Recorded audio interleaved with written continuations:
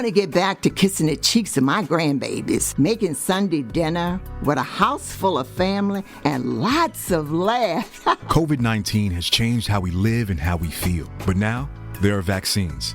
And they are the very first step that let us get back to what we miss most. It's okay to have questions. Is it safe? Should I wait? Now, get the facts. Visit getvaccineanswers.org so you can make an informed decision when vaccines are available to you. Brought to you by the Ad Council. The rivalries, the injuries, the determination, and the climb to the greatest of all time. Join us for a new podcast, The GOAT, Serena, and the unheard story of Serena Williams' quest for greatness. We'll take you from the tennis courts of Compton to the world's Grand Slams on this new season of The GOAT. The GOAT Serena is available now. Listen and follow on the iHeartRadio app, Apple Podcasts, or wherever you listen to podcasts. There's more to Isaac Newton than apples and gravity. On the podcast Newton's Law, you'll hear a different side of the father of physics, who later became England's most ruthless lawman. So who was this ruthless detective? This hard-bitten crook catcher totally unmoved by the pleas of a desperate man? It was Isaac Newton. Yes, that Isaac Newton. Listen to Newton's Law on the iHeartRadio app, Apple Podcasts, or wherever you get your podcasts. I sure will. Good morning, everybody. You're listening to The Voice. Come on, dig me now. One and only, Steve Harvey. Got a radio show. Well, all right. I learned something, and it's sharing time. And I am ever appreciated. I do appreciate God for all that he allows me to learn in my life. One of the best lessons I've learned is that hardship teaches you some great lessons. Challenges brings about some of my best results. I think what I'm trying to say is, in every challenge and hardship, every setback, I've learned something so valuable. So here's what I've known this, but I've just learned it at a different angle.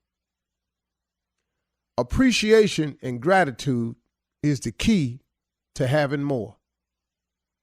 Now, I don't know how that sounds to you, but I can't tell you how true it is. God being fair and just as he really is. He really is. He's a fair and a just God. What's most beneficial to us is he happens to be full of mercy and grace.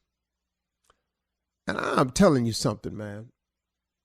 I've probably benefited from his grace and mercy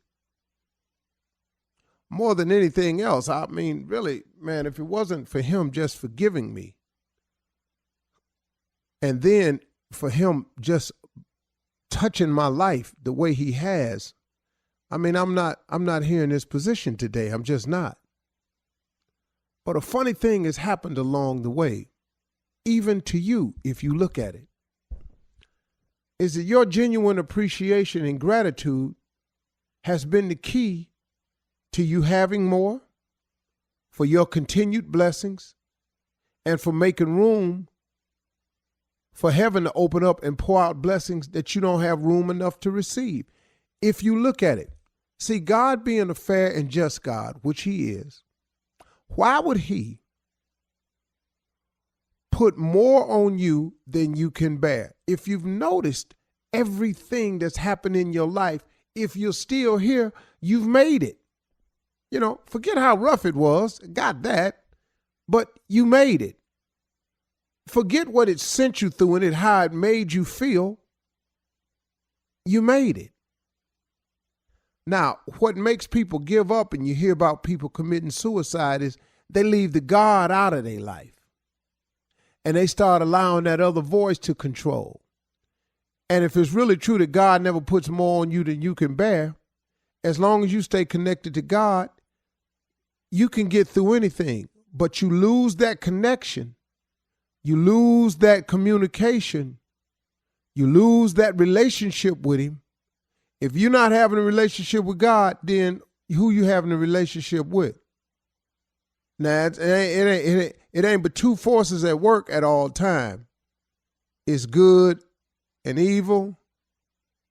It's positive and negative. It's God, it's Satan. Now, this is at work all the time.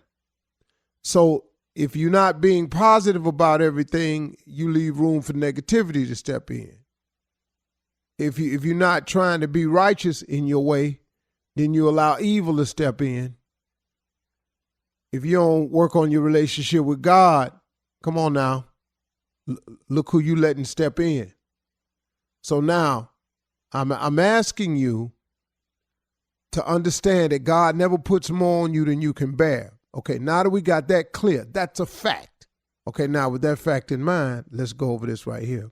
Why would God, being as just and merciful as he is, put more on you than you can bear? Example, if God is giving you blessings and all you're doing is complaining about them, you're never showing any appreciation or gratitude about it, why would he give you some more stuff to be ungrateful for? Why would he give you some more stuff to complain about? Why would he give you some more stuff that you would not show any more appreciation for? I mean, this thing is real simple, man, ain't it? If you think about it. So a lot of times, man, when I was going through my positions of not having and wondering and all like here, I ended up checking myself and going, man, I'm not even showing any gratitude or appreciation for the things he has done for me. Start showing some appreciation and gratitude, because it's the key to having more. It's the key to continued blessings. It's the key to the windows of heaven opening up and pouring out a blessing that you won't have room enough to receive. It's the appreciation and gratitude of what you already have. As minimal as it may appear to be right now for you, it is still what you have. But if you've shown no gratitude for the minimal, why would he give you the maximum? I mean, I'm just really just trying to put it real simple so I can keep understanding this thing right here. So let me give you an example in my life. I had gotten so busy at one point that I had began to complain about how busy I was. Now, this is true because I am busy, but it ain't the busy part because I asked to be busy. You know, I asked God to give me opportunities and to make a way for me. Well, in that, you got to do something and you got to get busy. But I began to complain about the busyness and how busy I was. And I noticed that a couple of things slowed up for me.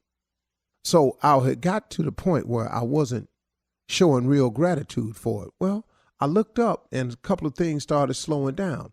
And then I had to catch myself. And I went, wow, man, you have got to start embracing the fact that you are this busy. Embrace the fact that what all comes along with it, because to whom much is given, much is required. You got to start embracing the requirement part if you want to continue with the giving part. So I changed my attitude. I caught myself and I started thanking him and showing real gratitude for how busy I was instead of complaining about how busy I was. And then guess what? It opened up the windows of heaven and some more blessings got poured out. It just works that way all the time for everybody, for me, for you, for everybody. So listen, y'all, again, your appreciation and gratitude is the key to having more. Your appreciation and gratitude is the key to continued blessings. And your appreciation and gratitude is the only way that you can get those windows of heaven to open up and pour out these blessings that you won't have room enough to receive. You got to act like you're glad for what you got in order to get more. You feel me? Let's go. Talk about it. Bienvenidos, mi gente. Gloria Estefan here. We are bringing Red Table Talk the Estefans to podcast. Just like our Red Table Talk sisters, we have brought 3 generations